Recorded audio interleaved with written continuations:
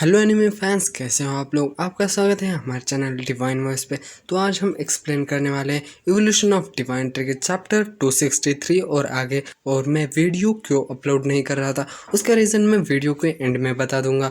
तो चलिए शुरू करते हैं हमारे चैप्टर 263 को।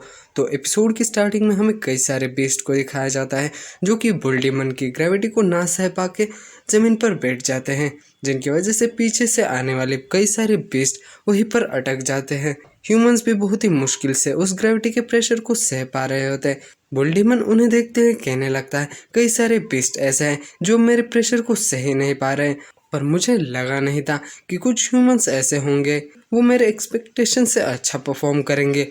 और बुल्डीमन ये बात रेड को देखते हुए कहने लगता है। हमें रेड को दिखाया जाता है जो कि उतने प्रेशर के अंडर भी बहुत ही तेज़ी से आगे बढ़ रहा होता है। रेड अपने मन में कहने लगता है, मैं इतनी ग्रेविटी को तो सह सकता हूँ, मुझे इस चांस को यूज़ करके इस राउंड में आगे बढ़ना चाहिए। सबसे पीछे हमें पांडा को दिखाया जाता है, स्कार्फ पांडा को, जो कि बहुत ही आराम से चलते हुए आ रहा होता है। उसके ऊपर तो ग्रेविटी का कोई भी इफेक्ट नहीं हो रहा होता। तभी उसके साइड से शैडो टाइगर और बाकी के टाइगर टाइप बहुत ही तेज़ी से आने लगते हैं। उनकी वजह से पांडा पीछे जा गिरता है। उन टाइगर्स को इतना तेज़ी से उस ग्रेविटी के अंदर मूव करता देख कुछ ह्यूमंस उन्हें देखते हुए कहने लगते हैं, क्या ये टाइगर्स इस ग्रेविटी से अनअफेक्टेड हैं? ये इतना तेज कैसे दौड़ पा रहे हैं?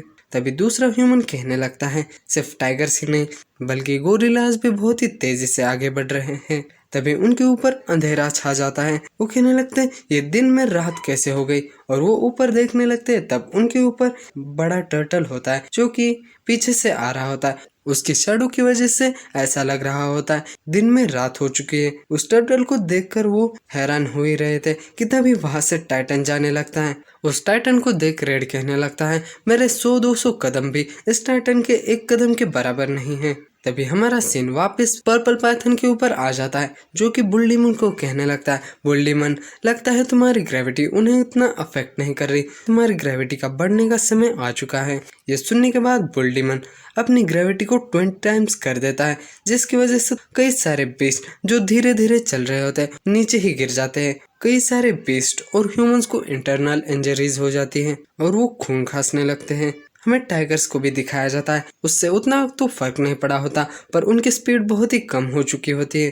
पर्पल पाइथन उन्हें ऐसा देख कहने लगता है, तो अब मजा आएगा इस टूर्नामेंट में। कई सारे बीस्ट उस प्रेशर को ना सह पाके वहीं पर गिर जाते हैं, पर मिस्टी माउंटेन के बहुत सारे बीस्ट प्रेशर के अंडर भी कर रहे होते हैं। हमें वहीं पर रेड को दिखाया जाता है जिसकी की मुंह से और आंखों से खून निकल रहा होता है। वो अपने मन में कहने लगता है, ये प्रेशर तो वाकई में बहुत ही पावरफुल है, मैं अब इस प्रेशर के अंदर ठीक से सांस भी नहीं ले पा रहा हूँ, पर मुझे इस राउंड को कंप्लीट करना ही होगा। और वो आगे बढ़ना शुरू रखता है। उसके पीछे हमें पांडा को भी दिखाया जाता है जो कि बहुत ही थक चुका होता है। वो कहने लगता है, मैं बहुत ही थक चुका हूँ, मुझे यहाँ आना ही नहीं चाहिए था। कई सारे बीस्ट तो अब तक फिनिश लाइन के पास पहुंच चुके होंगे। तभी पर्पल पाइथन किसी बीस्ट को देखने लगता है और वो एक ब्लड रेवन होता है, जिसकी स्टेटस विंडो को पर्पल पाइथन चेक करते हुए कहने लगता है, ये ब्लड रेवन तो इंटरेस्टिंग लग रहा है। ये एक ऐसे एंटिटी है जो कि काउंटलेस ब्लड रेवंस को एब्जॉर्ब करने के बाद बनती है और ये जब चाहे तब अपने आप को कई सारे ब्लड रेवंस में स्प्लिट या कंबाइन कर सकता है। कोलोजल लावा बीस्ट को देखते हुए उसकी तारीफ करने लगता है और वो एक सी बीस्ट को उस रेस में देख बहुत ही हैरान हो जाता है और कहने लगता है, क्या ये सी बीस्ट इवॉल्व होके एक एम्फीबियस क्रिएचर बन गया है। पर यह वाकई में काबिले तारीफ है, ये सी क्रिएचर होने के बाद भी इतने प्रेशर के अंडर भी आगे बढ़ रहा है। पर्पल पाइथन गोरिल्लास को देखते हुए कहने लगता है, पर गोरिल्लास को देखते हुए ऐसा नहीं लगता कि वो किसी मुश्किल के अंदर है, उनकी ट्रेनिंग के रिजल्ट उन्हें यहाँ मिल रहे हैं। तभी शैडो टाइगर सभी को कहने लगता है, सब लोग अपनी स्पीड को बढ़ाओ, हम मिस्टी माउंटेन के बेस है, हम आउटसाइडर बेस से बिल्कुल भी नहीं हार सकते, हमें ही इस टूर्नामेंट को जीतना होगा। कई सारे मिस्टी माउंटेन के बीस्ट एक साथ मिलकर आगे बढ़ने लगते हैं। क्विंगयांग उन्हें देखते हुए कहने लगता है, ये वाकई में मिस्टी माउंटेन के बीस्ट कहलाने के लायक है। तभी पर्पल पाइथन किसी को देखते हुए कहने लगता है, पर मुझे लगा नहीं था कि गोल्डन बटरफ्लाई भी इस कंपटीशन को ज्वाइन करेगी। अब मैं इसे देख रहा हूँ तब मुझे ऐसा लग रहा है कि ये एक लाइट एलिमेंटल बीस्ट है। और हमारा सीन ज़्यू के ओरिजिनल बॉडी पर आ जाता है। वो कहने लगता है, अगर चीज़ें इधर उधर नहीं होती तो इस लाइट एलिमेंटल फ्रूट को इन सभी बीस्ट में से ही कोई पाएगा। तभी जू के पास वॉइड कीकाड़ा आते हुए कहने लगता है मास्टर मास्टर, और इसका नाम मुझे पता नहीं है, झीलियान कुछ है, पर मैं इसे वॉइड कीकाड़ा कहूंगा। जू कहने लगता है वॉइड कीकाड़ा तुम्हें क्या हुआ, तुम इतने जल्दी में क्यों आए हो यहाँ पर। और वो अपने मन में कहने लगता है वॉइड कीकाड़ा वॉइड को गार्ड कर रहा था और मैंने उसे एक टास्क भी दिया था कि अगर कोई वॉइड क्रिएचर उसे मिल जाए तो वो मुझे तुरंत मैसेज करे।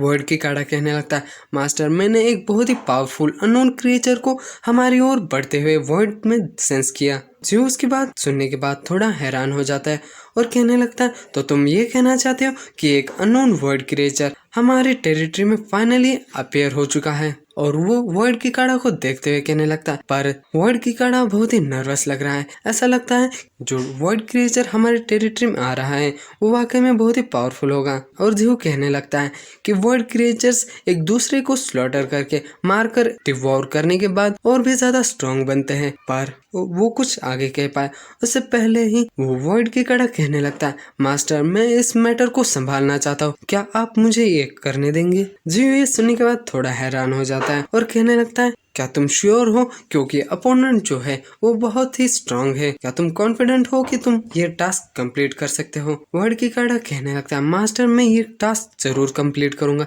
चाहे मुझे अपनी जान क्यों ना देनी पड़े। ज़्यू उसे परमिशन दे देता है और उसे जाते हुए देख कहने लगता है वॉइड कीकाड़ा की अगर पावर की बात की जाए अर्थ के क्रिएचर्स में कोई भी ऐसा क्रिएचर नहीं है जो कि वॉइड कीकाड़ा को हरा सके, पर वर्ल्ड में कई सारे एनिमीज हैं जो कि उसकी लाइफ के लिए थ्रेट बन सकते हैं। लगता है मुझे सीक्रेटली उसे फॉलो करना चाहिए और वो अपनी वर्ल्ड रूट से उसे फॉलो करने लगता है। कई सारे बीस्ट फिनिश लाइन के पास पहुंचने ही वाले होते हैं, पर सबसे पहले फिनिश लाइन को पार करके गोरिल्लास बुल डीमन के पास पहुंच जाते हैं। वो बहुत ही थके हुए होते हैं, वो जमीन पर बैठकर हाफने लगते हैं। बुल डीमन उन्हें देखते हुए कहने लगता है मैं सबसे पहले तुम्हें यहाँ पहुँचता देख बिल्कुल भी सरप्राइज नहीं हूँ, क्योंकि मैंने तुम्हारी ट्रेनिंग को देखा है, तुम लोगों ने इस कंपटीशन के लिए वाकई में बहुत ही अच्छी तरह से प्रिपेयर किया था।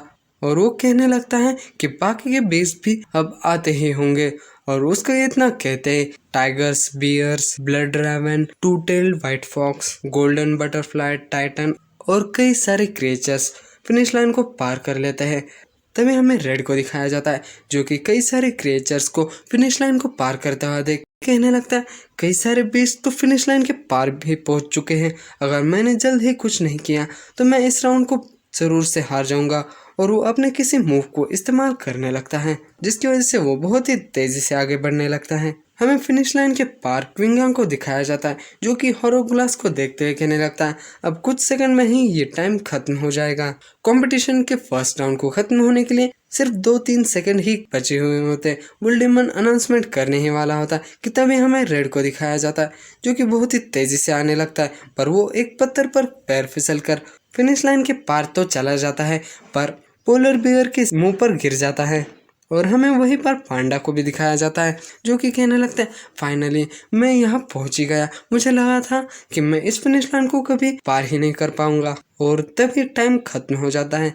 बुल डीमन अनाउंसमेंट करते हुए कहने लगता है तो अब टाइम खत्म हो चुका है, इस टूर्नामेंट का फर्स्ट राउंड कंप्लीट हो चुका है। बुल डीमन कहने लगता है जिन पार्टिसिपेंट्स ने फिनिश लाइन को पार कर लिया है वो सेकंड राउंड में जाने के लिए क्वालिफाई करते हैं, और जो पार्टिसिपेंट्स इस सेकंड राउंड में पार्टिसिपेट करने के लिए क्वालिफाई नहीं करते वो यहाँ से जा सकते हैं या दूर खड़े रहकर इस कंपटीशन को देख सकते हैं। जो लोग सेकंड राउंड के लिए क्वालिफाई नहीं करते उन्हीं में हमें उस बॉडी बिल्डर को दिखाया जाता है जो कि कहने लगता है मुझे लगा नहीं था कि वो बच्चा इस सेकंड राउंड में पार्टिसिपेट कर पाएगा। और बुल डीमन अपनी बात को कंटिन्यू करते हुए कहने लगता है तो चलो हम अपने सेकंड राउंड को शुरू करते हैं। ये सुनने के बाद रेड बहुत ही हैरान हो जाता है और कहने लगता है क्या हमें थोड़ा भी रेस्ट करने के लिए समय नहीं मिलेगा। बुल डीमन कहने लगता है तुम्हें इसके बारे में चिंता करने की कोई ज़रूरत नहीं, हमने तुम लोगों के लिए एसेंस ऑफ लाइफ को प्रिपेयर करके रखा है, तुम अपनी स्ट्रेंथ और फटीग को उसे कंज्यूम करने के बाद बहुत ही जल्दी रिकवर कर पाओगे। बुल डीमन की बात सुनने के बाद क्विंगांग उस बैटल ग्राउंड को एक अरेना में चेंज कर देता है। बुल डीमन उस अरेना को देखते हुए कहने लगता है तो इस अरेना पर होगा तुम्हारा सेकंड राउंड जहाँ पर फाइट होंगी। तभी हमारा सीन शिफ्ट होकर वर्ल्ड में आ जाता है। हमें वर्ल्ड कीकाड़ा को दिखाया जाता है, वो बहुत ही तेजी से वर्ल्ड में बढ़ रहा होता है। तभी हमें उसके सामने एक टायरानोसॉरस को दिखाया जाता है जो कि इन्वेडिंग वर्ल्ड बीस्ट है। और मैं इसे टायरानोसोरस ही कहूंगा। वो टायरानोसोरस तो बहुत ही पावरफुल लग रहा होता है। वो वर्ड की काड़ो को देख रोर करने लगता है। वर्ड की काड़ा उसे देखते हुए कहने लगता है, ये मॉन्स्टर तो वाकई में बहुत ही पावरफुल है। इसके ऑरा को ही सेंस करते हुए मेरी हार्ट बीट बढ़ रही है। और वर्ड की काड़ा अपने ग्रीन विंड स्लैश को इस्तेमाल कर देता है। वो उसके ऊपर अटैक करने ही वाला होता है कि तभी टायरानोसोरस अपनी एक सोनिक एबिलिटी को यूज करके वर्ड की काड़ा को वहीं पर जमा देता है। वो टायरानोसोरस की काड़ा को फ्रीज देख उस पर अपने पंजे से अटैक कर देता है, जिसकी वजह से वहां का वर्ड भी टूट जाता है। पर वर्ड की काड़ा उस अटैक से बच जाता है